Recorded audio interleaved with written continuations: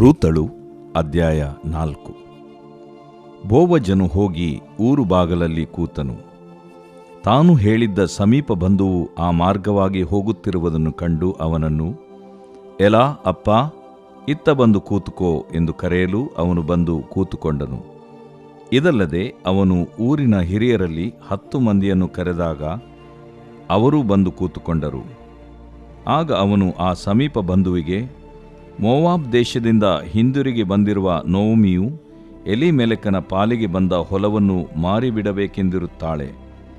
ನಾನು ನಿನಗೆ ಹೇಳಬೇಕೆಂದಿರುವುದೇನೆಂದರೆ, ನಿನಗೆ ಅದನ್ನು ಕೊಂಡುಕೊಳ್ಳುವ ಮನಸ್ಸಿದ್ದರೆ ಇಲ್ಲಿ ಕೂತಿರುವ ಊರಿನ ಹಿರಿಯರ ಮುಂದೆಯೇ ಕೊಂಡುಕೋ. ಇಲ್ಲದಿದ್ದರೆ ನನಗೆ ತಿಳಿಸು, ನನಗೆ ಗೊತ್ತಾಗಬೇಕು. ನೀನು, ನಿನ್ನ ತರುವಾಯ ನಾನು ಅಲ್ಲದೆ ಅದನ್ನು ಕೊಂಡುಕೊಳ್ಳತಕ್ಕ ಬಾಧ್ಯರು ಬೇರೆ ಯಾರೂ ಇಲ್ಲ ಎಂದು ಹೇಳಲು ಅವನು, ನಾನೇ ಕೊಂಡುಕೊಳ್ಳುತ್ತೇನೆ ಅಂದನು.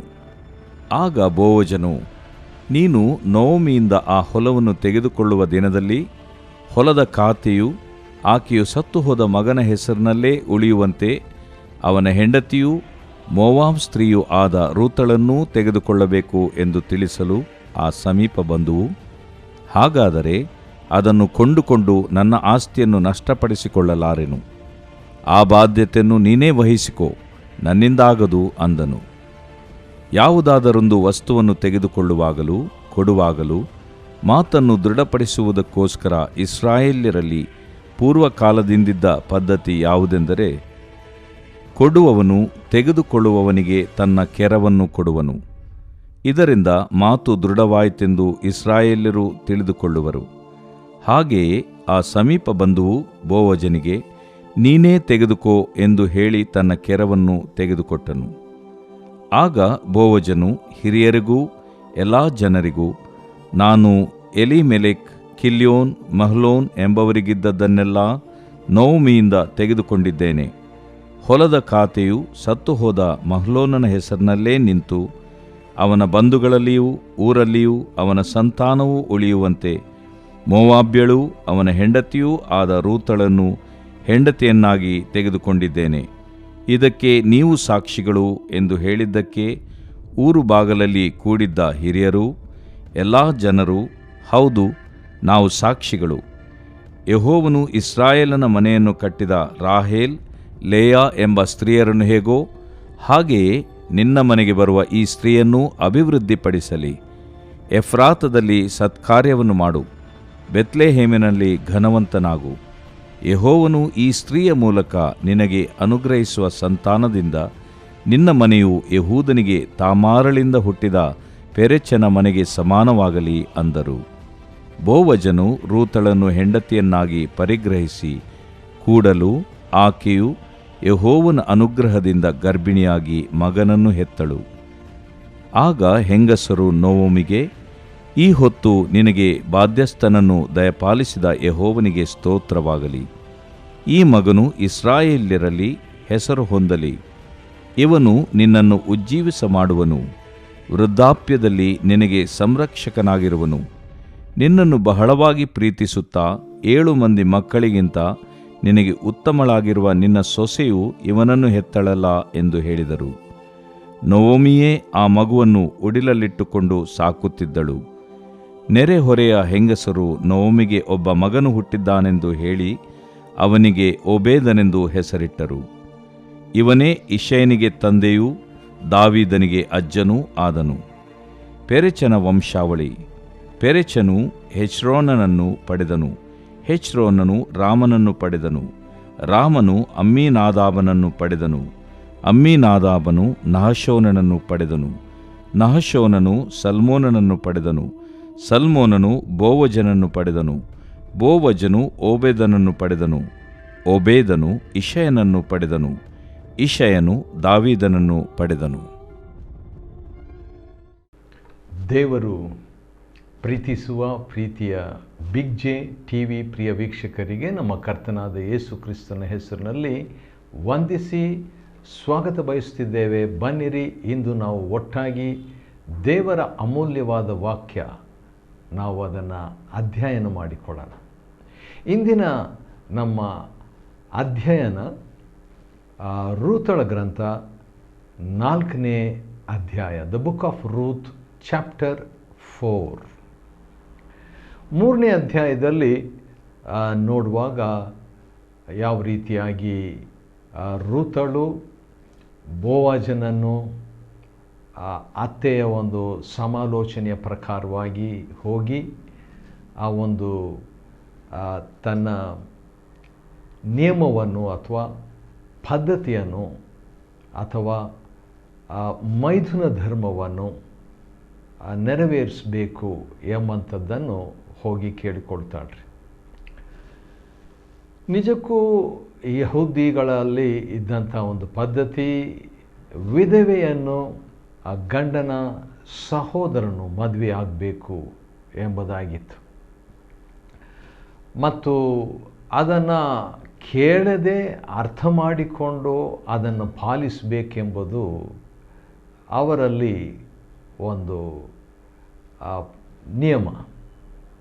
ಹಾಗಿರುವಾಗ ಬೋವಜನು ಅದನ್ನು ಮಾಡದೆ ಅಥವಾ ಮಾಡುವುದರಲ್ಲಿ ತಡ ಮಾಡಿದ್ದರಿಂದ, ಭಾಳ ಹೊತ್ತೇನು ತಡ ಮಾಡಲಿಲ್ಲ, ಸ್ವಲ್ಪ ತಡ ಮಾಡಿದ್ದರಿಂದ ನೋಮಿ ಕೆಲವು ಸಮಾಲೋಚನೆಯನ್ನು ಹೇಳಿ ರೂತಳಿಗೆ ಹೇಗೆ ನಡ್ಕೋಬೇಕು ಅಂತ ಹೇಳಿಬಿಟ್ಟು ಕಡೆಗೆ ನೀನು ಸಮೀಪ ಬಂಧುವಾಗಿದ್ದಿ ಎಂಬುದಾಗಿ ಬೋವಜನಿಗೆ, ಅಂದರೆ ಯಜಮಾನನಿಗೆ, ಯಾಕೆ ಯಜಮಾನ ಅಂದರೆ ನಿನ್ನೆ ದಿವಸ ತನಕ ಅಥವಾ ಹಿಂದಿನ ದಿನ ರೂತಳು ಕೆಲಸ ಮಾಡುವವಳು, ವರ್ಕರ್, ಬೋವಜನು ಓನರ್, ಯಜಮಾನ, ಧಣಿ.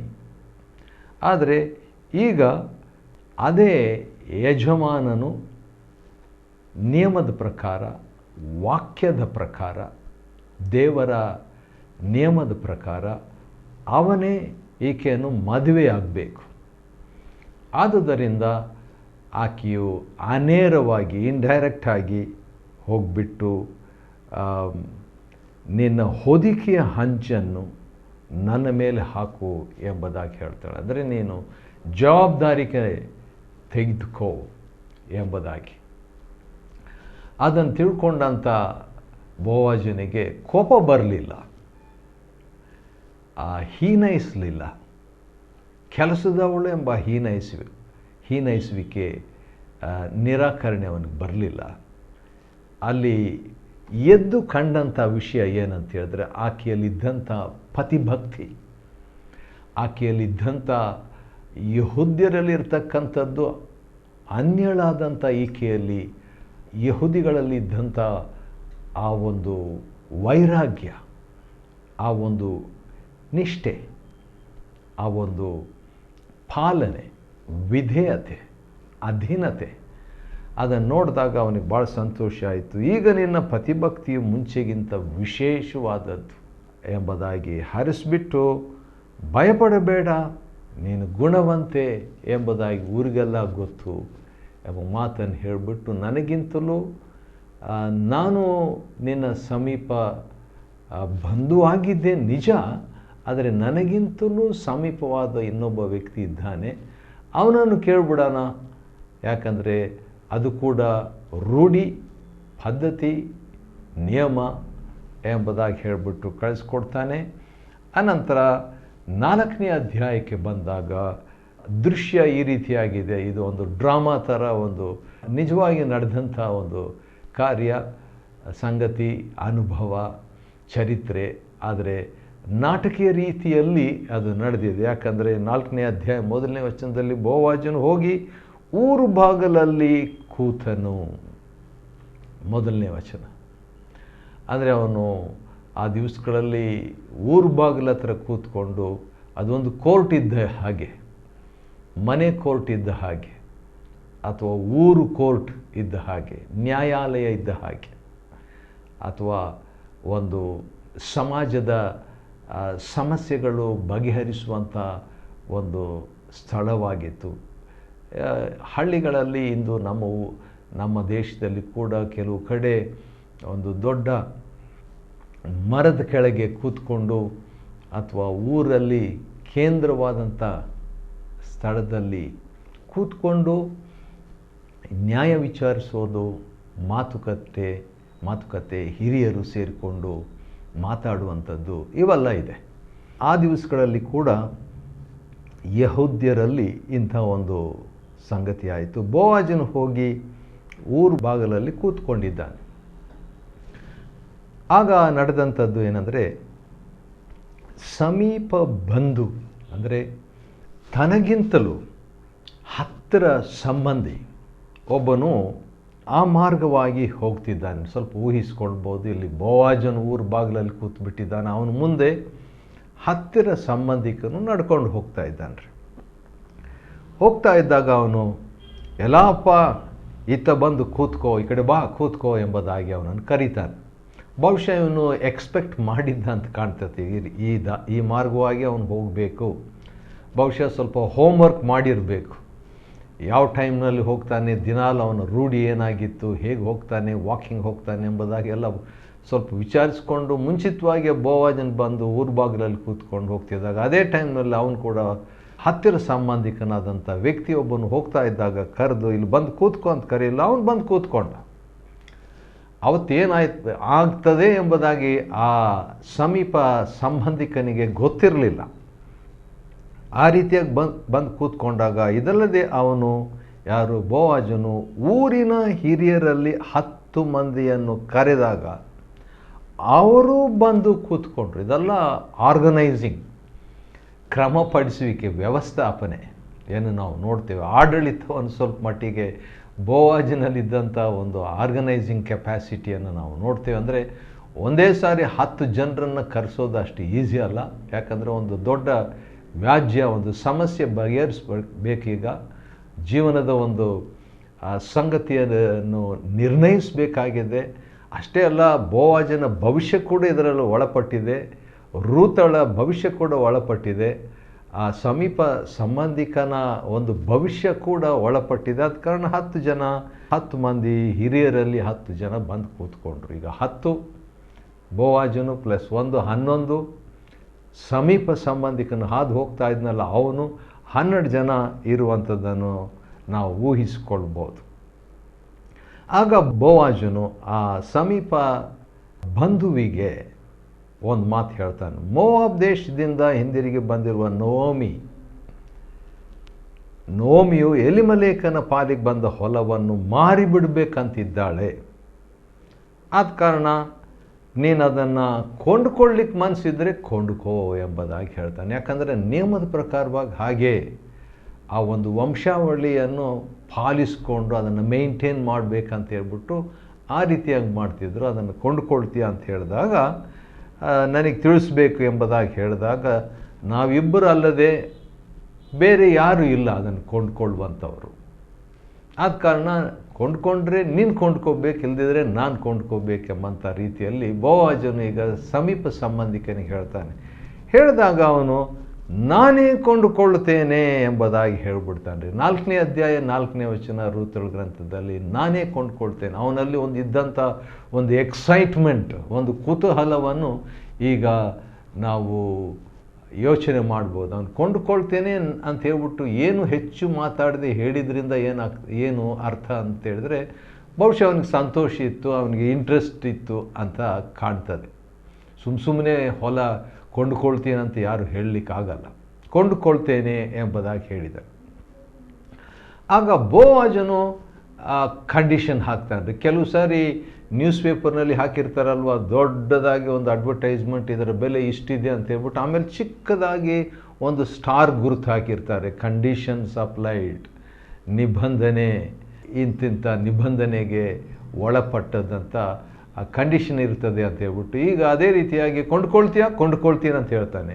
ನಾನೇ ಕೊಂಡ್ಕೊಳ್ತೀನಿ ಅಂತ ಹೇಳಿದ್ಮೇಲೆ ಈಗ ಸ್ಟಾರ್ ಅಂದರೆ ಕಂಡೀಷನ್ ಅಪ್ಲೈಡ್ ಏನಂತ, ಆ ಹೊಲವನ್ನು ತೆಗೆದುಕೊಳ್ಳುವ ದಿನದಲ್ಲಿ ಆ ಹೊಲದ ಖಾತೆಯು ಆಕೆ ಸತ್ತು ಹೋದ ಮಗನ ಹೆಸರಿನಲ್ಲಿ ಉಳಿಯುವಂತೆ ಅವನ ಹೆಂಡತಿನ ನೀನು ಮದುವೆ ಮಾಡ್ಕೋಬೇಕಂದ್ರೆ ವಿಧವೆಯನ್ನು ಮದುವೆ ಮಾಡ್ಕೋಬೇಕು ಎಂಬುದಾಗಿ ಹೇಳಿದಾಗ ಆ ಸಮೀಪ ಸಂಬಂಧಿಕನಿಗೆ ಇಂಟ್ರೆಸ್ಟ್ ಹೋಗಿಬಿಡ್ತದೆ.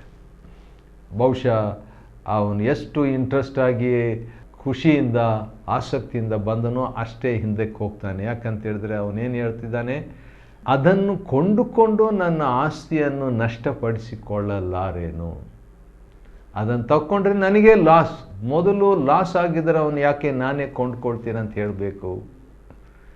ಹೇಳಿಬಿಟ್ಟು ಈಗ ಕಂಡೀಷನ್ ಅಪ್ಲೈಡ್, ನಮ್ಮ ನಿಯಮದ ಪ್ರಕಾರ, ನಮ್ಮ ಪದ್ಧತಿಯ ಪ್ರಕಾರ, ದೇವರ ವಾಕ್ಯದ ಪ್ರಕಾರ ನಡ್ಕೊಳ್ಬೇಕು ಅಂತ ಹೇಳಿದಾಗ ಅವನು ಹಿಂದೇಟು ಹಾಕ್ತಾನ್ರಿ, ಹಿಂದಕ್ಕೆ ಹೋಗ್ಬಿಡ್ತಾನೆ. ನಾನು ಯಾಕೆ ನಷ್ಟಪಡಿಸ್ಕೋಬೇಕಂತ ಹೇಳ್ಬಿಟ್ಟು ಇನ್ನೊಂದು ಒಳ್ಳೆ ಮಾತನ್ನು ಹೇಳ್ತಾನೆ ಅವನು. ಏನಂತ ಹೇಳ್ತಾನೆ, ಬೋವಾಜನಿಗೆ, ನೀನೇ ಆ ಬಾಧ್ಯತೆಯನ್ನು ವಹಿಸಿಕೋ, ನನ್ನಿಂದ ಆಗೋದು, ನನಗಾಗಲ್ಲ ಅಂತ. ಒಂದು ವೇಳೆ, ಈ ಬೈಬಲ್ನಲ್ಲಿ ಇಲ್ಲ, ಆದರೆ ಒಂದು ವೇಳೆ ಅನಾಮಧೇಯನಾದ ಆ ವ್ಯಕ್ತಿ, ಶ್ರೀಮಾನ್ ಹೆಸರು ನಮಗೆ ಗೊತ್ತಿಲ್ಲ, ಎಕ್ಸ್ ಅಂತ ಇಟ್ಕೊಳ್ಳೋಣ, ಆ ವ್ಯಕ್ತಿ ಒಪ್ಪಿಕೊಂಡ ಹಾಗೆ 8ನೇ ವಚನದಲ್ಲಿ 4ನೇ ಅಧ್ಯಾಯ 4ನೇ ವಚನದಲ್ಲಿ ಅವನು ಒಪ್ಪಿಕೊಂಡ ಪ್ರಕಾರವಾಗಿ ರೂತಳನ್ನು ಮದುವೆ ಆಗಿದ್ದರೆ ಏನಾಗ್ತಿತ್ತು ಅಂತ ಹೇಳಿದ್ರೆ, ಯೇಸು ಕ್ರಿಸ್ತನ ವಂಶಾವಳಿ ಅಂತ ಹೇಳ್ಬಿಟ್ಟು ಮತ್ತಾಯನ ಬರೆದ ಸುವಾರ್ತೆ 1ನೇ ಅಧ್ಯಾಯ ಇದೆಯಲ್ವ, ಅದರಲ್ಲಿ ಇವನ ಹೆಸರು ಬರ್ತಿತ್ತು. ದಾವಿದನಿಗೆ ಇವನ ಮಗನು ಅಜ್ಜನಾಗ್ಬಿಡ್ತಿದ್ದನು. ಯೇಸು ಕ್ರಿಸ್ತನ ವಂಶಾವಳಿಯಲ್ಲಿ ಇವನ ಹೆಸರು ಬಂದ್ಬಿಡ್ತಿತ್ತು. ಒಬ್ಬ ರಕ್ಷಕನನ್ನು, ಮೆಸ್ಸಿಯನನ್ನು ಭೂಲೋಕದಲ್ಲಿ ತರುವಂಥ ಒಂದು ಕುಟುಂಬದ ಸದಸ್ಯನು ಇವನಾಗ್ಬಿಡ್ತಿದ್ದನು. ಆದರೆ ಅವನು ಮೈದುನ ಧರ್ಮವನ್ನು ಮಾಡದೆ ಹೋದದರಿಂದ ಅವನ ಹೆಸರು ಇನ್ನೂ ಅನಾಮಧೇಯವಾಗಿಯೇ ಉಳಿದುಬಿಟ್ಟಿದೆ. ಬಹುಶಃ ನಾವು ಪರಲೋಕ ಹೋದ್ಮೇಲೆ ಜಡ್ಜ್ಮೆಂಟ್ ದಿನದಲ್ಲಿ ಅವನ ಹೆಸರು ಏನು, ಅವನ ಹಿನ್ನೆಲೆ ಏನಂತ ನಾವು ನೋಡ್ಬೋದು. ಇರಲಿ, ಅದರಿಂದ ಒಂದು ಪಾಠ ನಾವು ಕಲ್ತ್ಕೊಳ್ಬೇಕಾಗ್ತದೆ. ಅದೇನಂತ ಹೇಳಿದ್ರೆ, ದೇವರು ನಮಗೆ ಒಂದು ಕೃಪಾಹಸ್ತವನ್ನು ಚಾಚಿದಾಗ ಅದನ್ನು ನಾವು ತಗೊಳ್ಬೇಕು. ತೆಗೆದುಕೊಳ್ತಿದ್ರೆ ನಷ್ಟ ನಮ್ಮದೇ. ಆದರೆ ಬೋವಾಜನು ಸ್ಟ್ರೆಂತ್, ಬೋವಾಜ್ ಅಂದರೆ ಬಲ, ಶಕ್ತಿ, ತೀವ್ರತೆ ಎಂಬ ಅರ್ಥ, ಶೀಘ್ರತೆ. ಅವನು ತೀವ್ರವಾಗಿ ಬಂದರೂ ಸ್ವಲ್ಪ ಸಮಾಧಾನ ತಂದುಕೊಂಡು, ತಾಳ್ಮೆ ತಂದುಕೊಂಡು, ಅವನಿಗಿಂತಲೂ ಸಮೀಪ ಸಂಬಂಧಿಕನಿಗೆ ಅವಕಾಶ ಕೊಟ್ಟು, ಊರು ಹಿರಿಯರಲ್ಲಿ 10 ಜನರನ್ನು ಕರೆದು ಒಂದು ತೀರ್ಮಾನಕ್ಕೆ ಬಂದಂಥ ವ್ಯಕ್ತಿ ಬೋವಾಜನು. ಈ ರೀತಿಯಾಗಾದಾಗ ಪೂರ್ವಕಾಲದಲ್ಲಿ ಒಂದು ಪದ್ಧತಿ ಇತ್ತು. ನಮ್ಮ ಇಂಡಿಯಾದಲ್ಲಿ, ನಮ್ಮ ಭಾರತದಲ್ಲಿ ಅದು ಸರಿ ಕಾಣಲ್ಲ ನಮಗೆ. ಅದೇನಂತ ಹೇಳಿದ್ರೆ, ಯಾರಾದರೂ ಒಂದು ವೇಳೆ ಹೊಲವನ್ನು ಕೊಡೋದಾದರೆ, ಮಾರೋದಾದರೆ, ಅವ್ರೇನು ಮಾಡಬೇಕು, ತನ್ನ ಕಾಲಿನ ಕೆರವನ್ನು ತಕ್ಕೊಂಡು ಕೊಟ್ಬಿಡ್ಬೇಕು, ಚಪ್ಪಲಿ ತಕ್ಕೊಂಡು ಕೊಟ್ಬಿಡ್ಬೇಕು. ಅಂದರೆ ಕೊಡುವವನು ತೆಗೆದುಕೊಳ್ಳುವವನಿಗೆ ತನ್ನ ಕೆರವನ್ನು ಬಿಚ್ಚಿ ಕೊಡಬೇಕ್ರಿ. ಅದು ಪದ್ಧತಿ ಆಗ. ಅದೇನು ಅಷ್ಟು ಸರಿಯಾಗಿ ಕಾಣ್ತಾ ಇಲ್ಲ ನಮಗೆ, ಆದರೂ ಇಸ್ರಾಯೇಲರಲ್ಲಿ ಆ ರೀತಿಯಾಗಿತ್ತು. ಆ ರೀತಿಯಾಗಿ ಕೊಡುವಾಗ ಇದರಿಂದ ಮಾತು ದೃಢವಾಯಿತು ಅಂತ ಎಲ್ರಿಗೂ ಗೊತ್ತಾಗ್ಬಿಡೋದು. ಇಸ್ರಾಯೇಲರೆಲ್ಲರಿಗೂ ಮಾತು ಖಚಿತವಾಯಿತು, ಗ್ಯಾರಂಟಿ, ಕಾಂಟ್ರ್ಯಾಕ್ಟು, ಅಗ್ರಿಮೆಂಟು, ಒಪ್ಪಂದ ಸಹಿ ಆಯಿತು, ಸೀಲ್ಡ್, ಮುದ್ರಿತವಾಯಿತು ಎಂಬುದಾಗಿ ಒಂದು ದೃಢತೆ. ಆದ ಕಾರಣ ಅದೇ ರೀತಿಯಾಗಿ ಬೋವಜನಿಗೆ ನೀನೇ ತಗೋ ಎಂಬುದಾಗಿ ಅನಾಮಧೇಯ ವ್ಯಕ್ತಿ ಏನು ಮಾಡ್ತಾನೆ, ತನ್ನ ಕೆರವನ್ನು ತೆಗೆದು ಕೊಟ್ಟನು. ಆಗ ಬೋವಾಜನು ಹಿರಿಯರಿಗೂ ಎಲ್ರಿಗೂ, ನಾನು ಎಲಿಮೆಲೆಕ್, ಕಿಲ್ಯೋನ್, ಮೆಹಲೋನ್ ಎಂಬವರಿಗಿದ್ದದನ್ನೆಲ್ಲ ನೊವೊಮಿಯಿಂದ ತೆಗೆದುಕೊಂಡಿದ್ದೇನೆ. ಹೊಲದ ಖಾತೆಯು ಸತ್ತು ಹೋದ ಮಹಲೋನ್ ಹೆಸರಿನಲ್ಲಿ ನಿಂತು ಅವನ ಬಂಧುಗಳಲ್ಲಿ ಊರಲ್ಲಿಯೂ ಅವನ ಸಂತಾನವು ಉಳಿಯುವಂತೆ ಮೋವಾಬ್ಯಳು ಅವನ ಹೆಂಡತಿಯೂ ಆದ ರೂತಳನ್ನು ನಾನು ಮದುವೆ ಮಾಡಿಕೊಳ್ತೇನೆ ಎಂಬುದಾಗಿ ಘೋಷಣೆ ಮಾಡಿದಾಗ, ನೀವೇ ಸಾಕ್ಷಿಗಳು ಅಂತ ಹೇಳ್ಬಿಟ್ಟು ಅಲ್ಲಿ ಬಂದಂಥ 10 ಜನರು ಪ್ಲಸ್ ಅಷ್ಟರೊಳಗೆ ಊರಿನವರೆಲ್ಲ ಸೇರಿಬಿಟ್ಟಿದ್ರು.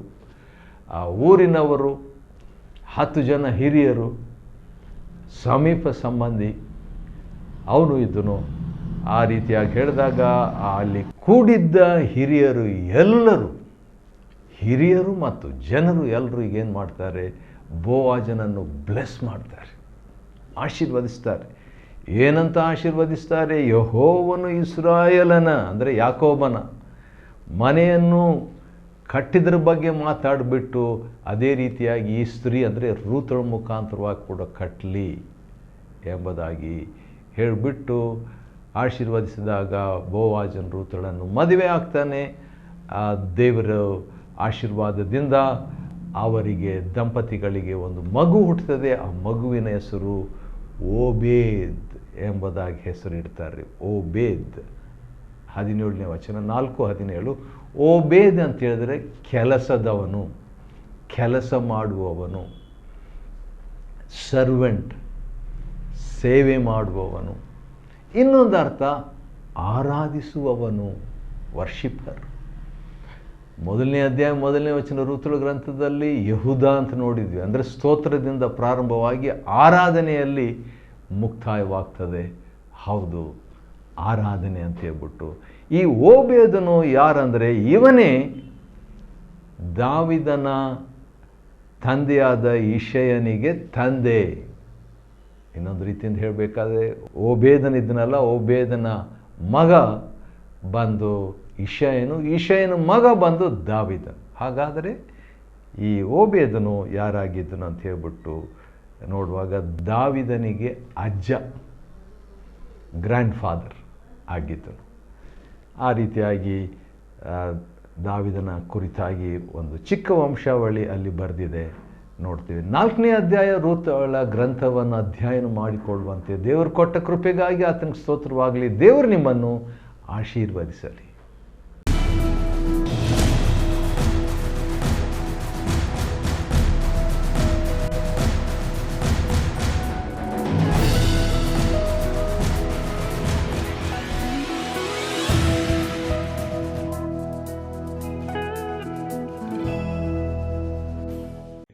Chapter 4. Then went Boaz up to the gate, and sat him down there. And behold, the kinsman of whom Boaz spake came by, unto whom he said, Ho, such a one, turn aside, sit down here. And he turned aside and sat down. And he took 10 men of the elders of the city, and said, Sit ye down here. And they sat down.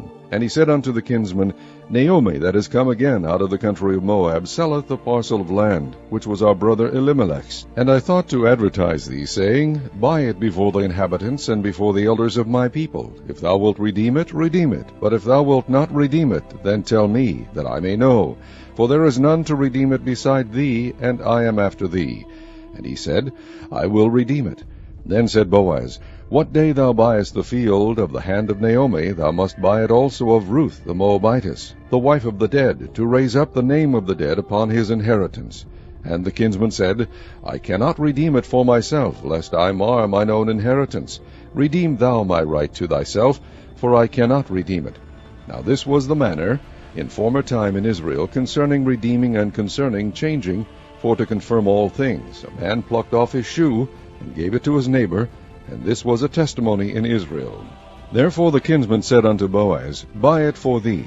So he drew off his shoe, and Boaz said unto the elders, and unto all the people, Ye are witnesses this day that I have bought all that was Elimelech's, and all that was Chilion's and Mahlon's of the hand of Naomi. Moreover, Ruth the Moabitess, the wife of Mahlon, have I purchased to be my wife, to raise up the name of the dead upon his inheritance, that the name of the dead be not cut off from among his brethren, and from the gate of his place. Ye are witnesses this day. And all the people that were in the gate and the elders said, We are witnesses. The Lord make the woman that is come into thine house like Rachel and like Leah, which two did build the house of Israel, and do thou worthily in Ephrathah, and be famous in Bethlehem, and let thy house be like the house of Pharez, whom Tamar bare unto Judah, of the seed which the Lord shall give thee of this young woman. So Boaz took Ruth, and she was his wife. And when he went in unto her, the Lord gave her conception, and she bare a son. And the women said unto Naomi, Blessed be the Lord, which hath not left thee this day without a kinsman, that his name may be famous in Israel.